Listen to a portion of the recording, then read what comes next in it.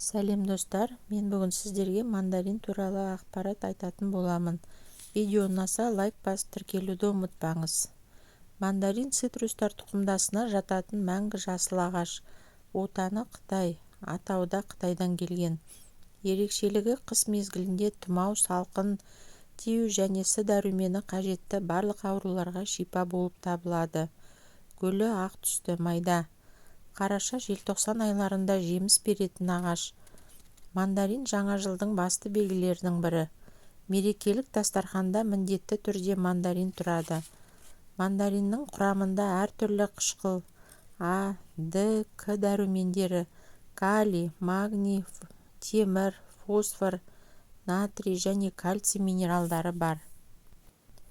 Қабығында эфир майы, пигмент пен каротин болады. Әсіресе қыста аскорбин қышқылының арқасында иммунитетті көтереді.